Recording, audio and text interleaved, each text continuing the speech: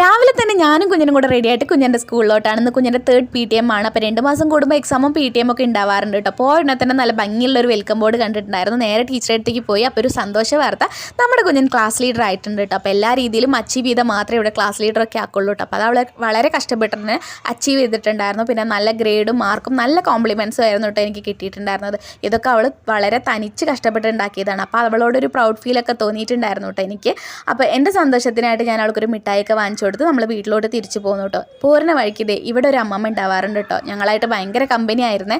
തനിച്ചായിരുന്നു താമസം, പാവമായിരുന്നു കേട്ടോ. അതുകൊണ്ട് തന്നെ നമ്മളിടയ്ക്ക് ഫുഡും കാര്യങ്ങളൊക്കെ കൊണ്ടുകൊടുക്കും, വെറ്റിലൊക്കെ കൊണ്ടുകൊടുത്തിട്ട് ഞങ്ങളിരുന്ന് സംസാരിക്കാറൊക്കെ ഉണ്ട് കേട്ടോ. പക്ഷേ നിർഭാഗ്യവശാൽ നമ്മുടെ കുഞ്ഞിൻ്റെ ആനുവൽ ഡേയുടെ അന്ന് ആ അമ്മമ്മ മരണപ്പെട്ടു കേട്ടോ. അത് ഞങ്ങൾക്ക് ഭയങ്കരമായിട്ടൊരു ഷോക്കായിരുന്നു. വയ്യാതിരിക്കുകയായിരുന്നെങ്കിലും പെട്ടെന്ന് പോകുമെന്ന് വിചാരിച്ചില്ല കേട്ടോ. ബാംഗ്ലൂരിൽ ആരായിട്ടും അറ്റാച്ച്മെൻ്റ് ഒന്നും ആവരുതെന്ന് ഞാൻ ചിന്തിക്കെങ്കിലും ഇതുപോലുള്ള കുറച്ച് മനുഷ്യന്മാരായിട്ട് ഞാൻ എന്നും അറ്റാച്ച്മെൻ്റ് ആവും. അതെനിക്ക് വലിയൊരു വേദനയും തരും കേട്ടോ. അപ്പോൾ ഇന്നത്തെ വീഡിയോ ഇത്രയൊക്കെ ഉള്ളൂ.